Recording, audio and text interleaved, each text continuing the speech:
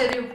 અમદાવાદના દાણી લીમડા વિસ્તારમાં દિવ્યાંગ યુવતી પર મોડી રાત્રે અજાણ્યા શખ્સે દુષ્કર્મ આચર્યું હોવાની ઘટના સામે આવી હતી। આ ઘટનામાં ક્રાઇમ બ્રાન્ચે ગુનો દાખલ થયાના 4 દિવસમાં માનસિક વિકૃત આરોપીની ધરપકડ કરી લીધી છે। મોડી રાતે દિવ્યાંગ યુવતી તેના ઘરેથી ઉતરીને રોડ પર આવી હતી, જ્યાં આરોપીએ મોકાનો ફાયદો ઉઠાવીને તેની સાથે દુષ્કર્મ આચર્યું હતું। ક્રાઇમ બ્રાન્ચને આરોપીને ઝડપી લેવા માટે 30થી વધુ સીસીટીવી કેમેરા ચેક કરવા પડ્યા હતા। માનસિક વિકૃત આરોપી સામે 15થી વધુ ગુના નોંધાયેલા છે। 26 નવેમ્બરની રાતે દાડી લીમડાના મકાનમાં રહેતી એક દિવ્યાંગ યુવતી પર દુષ્કર્મ થયું હતું। યુવતીની માનસિક સ્થિતિ સારી નહીં હોવાના કારણે તે મોડી રાત્રે પોતાના મકાનના નીચે ઉતરી ગઈ હતી। યુવતી મોડી રાતે ચાલતી રોડ પર આવી ત્યારે જમાલપુર વિસ્તારમાં રહેતા મોઇનુદ્દીન બાદશાહ નામના યુવકની નજર તેના પર પડી હતી। દિવ્યાંગ યુવતીને જોઈને મોઇનુદ્દીનની નિયત ખરાબ થઈ હતી અને તે તેની પાસે ગયો હતો। મોઇનુદ્દીને તેની પાસે જતાની સાથે જ યુવતીને પૂછ્યું હતું કે તારે ક્યાં જવું છે અને અહીં કેમ ફરે છે। યુવતીએ મોઇનુદ્દીનને જવાબ આપ્યો હતો કે મારે દવાખાને જવું છે। મોઇનુદ્દીને યુવતીને દવાખાને લઈને જવાનું કહ્યું હતું, જેથી તે રાજી થઈ ગઈ હતી। મોઇનુદ્દીન યુવતીને અંધારામાં અવાવરૂ જગ્યાએ લઈ ગયો હતો અને ત્યાં તેના પર દુષ્કર્મ આચર્યું હતું। પોલીસે 30થી વધુ સીસીટીવી કેમેરા ચેક કર્યા। દાડી લીમડા પોલીસ સ્ટેશનમાં ગુનો દાખલ થયા બાદ આરોપીને શોધવો મુશ્કેલ હતો, જેથી કેસની તપાસ ક્રાઇમ બ્રાન્ચને સોંપાઈ હતી। ક્રાઇમ બ્રાન્ચે વિસ્તારના તેમજ બનાવના દિવસના 30થી વધુ સીસીટીવી કેમેરા ચેક કર્યા હતા। જ્યાં યુવતી સાથે દુષ્કર્મ થયું ત્યાં કોઈ સીસીટીવી કેમેરા ન હતા। સીસીટીવીમાં પડછાયો દેખાયો અને મોઇનુદ્દીન પકડાયો। ક્રાઇમ બ્રાન્ચની ટીમને સીસીટીવી ફૂટેજમાં એક પડછાયો દેખાયો હતો, જેના પરથી તપાસ કરતા તે મોઇનુદ્દીન સુધી પહોંચી ગયા હતા। યુવતીએ આપેલા વર્ણન અને હ્યુમન સોર્સિસની મદદથી ક્રાઇમ બ્રાન્ચે મોઇનુદ્દીનની ધરપકડ કરી છે। નશાના આદિ આરોપી પર 16થી વધુ ગંભીર ગુનાઓ। મોઇનુદ્દીન ગુનાહિત ઇતિહાસ ધરાવતો રીઢો ગુનેગાર છે અને તે ગંભીર વિકૃત માનસિકતા ધરાવે છે।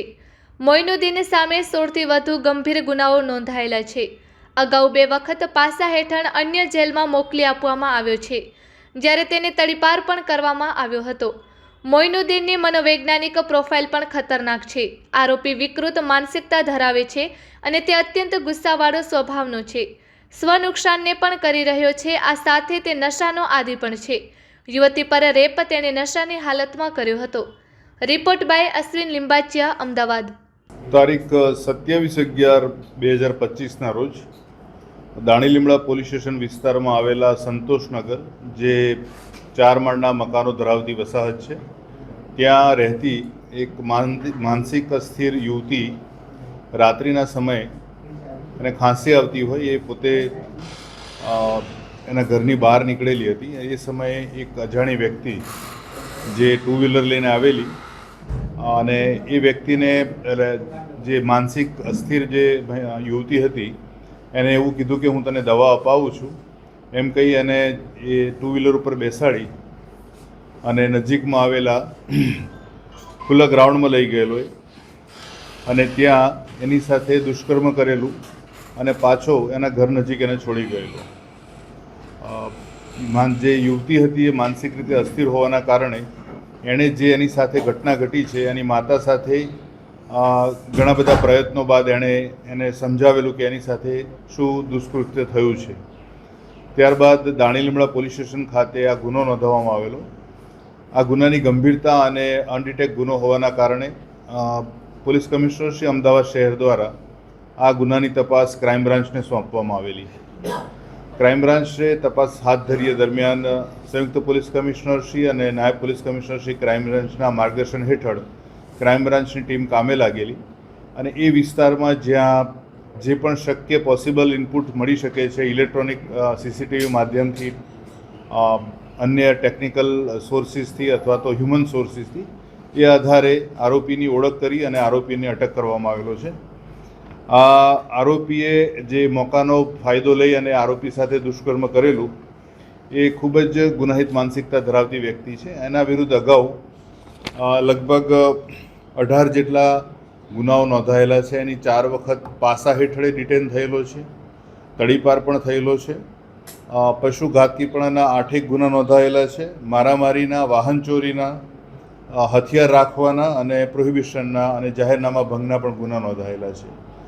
આ આરોપીને પકડ્યા બાદ જે પણ સાયન્ટિફિક રીતે પુરાવા એકત્રિત કરવામાં આવી રહેલા છે, નામદાર કોર્ટમાં આરોપીને પોલીસ કસ્ટડી રિમાન્ડ માટે રજૂ કરી 6 દિવસના રિમાન્ડ મેળવવામાં આવેલા છે અને હાલ આગળની તપાસ ચાલી રહેલી છે. આ બનાવ જે છે એ 27ની રાત્રિના 3 થી 4 વાગ્યાની વચ્ચેનો બનાવ બનેલો હતો. એ વિસ્તારમાં લગભગ એ અરસામાં ઘણા બધા વ્યક્તિઓની અવરજવર ઓછી હોવાને કારણે શરૂઆતમાં થોડી મુશ્કેલી સર્જાયેલી આરોપીને ઓળખવામાં, પણ જે પ્રકારે ક્રાઇમ બ્રાન્ચની જે ટીમ્સ જે લાગેલી હતી કામે, એણે લગભગ અસંખ્ય સીસીટીવી ફૂટેજ આગળ અને પાછળના સમયગાળાના ચેક કર્યા. ત્યારબાદ જે જગ્યાએ શંકા જણાઈ ત્યાં હ્યુમન રિસોર્સિસનો પણ ઉપયોગ કરવામાં આવ્યો અને ફાઇનલી જ્યારે જે સમયમાં બનાવ બન્યો છે એ અરસામાં કેટલીક અગત્યની માહિતી મળેલી, એ માહિતી આધારે અને કેટલાક વિઝ્યુઅલ્સ મળેલા, એ આધારે આરોપી સુધી પહોંચવામાં સફળતા મળેલી. આજે મેં જે હમણાં જ કીધું એ રીતે કે આ જે બનાવ બન્યો છે એ 3 થી 4 વાગ્યાની વચ્ચેનો સમય છે, વહેલી સવાર એટલે મધ્યરાત્રિ પછીનો અને વહેલી સવારનો. તો આ સમય દરમિયાન જ્યારે વ્યક્તિઓની અવરજવર ઓછી હોય તો એ અમારા માટે વધારે અગત્યનું હતું, કારણ કે જ્યારે અમે સીસીટીવી ફૂટેજ ચેક કર્યા ત્યારે આગળ અને પાછળના સમયગાળાના જે સીસીટીવી ફૂટેજ ચેક કર્યા એમાં આરોપી સુધી પહોંચવામાં, જે ફિલ્ટર કરવામાં ઘણી સરળતા રહેલી. આરોપી જે છે એ પણ ત્યાં રામ રહીમના ટેકરા બહેરામપુરા ખાતે જ રહે છે, સંતોષનગરમાં નજીકમાં રહે છે. અને જે આરોપી જે છે એ રાત્રે ત્યાંથી નીકળ્યો ત્યારે આ યુવતીને એ જે 4 માળના જે વસાહત છે તેની બહાર ઊભેલી જોયેલી અને એને પૂછેલું કે અત્યારે તું કેમ ઊભી છે?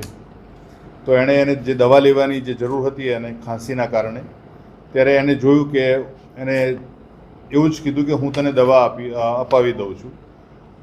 જે યુવતી હતી એ યુવતી પોતે સ્વતંત્ર કોઈપણ પ્રકારનો નિર્ણય લઈ શકે એ પ્રકારની એની માનસિક હાલત નથી.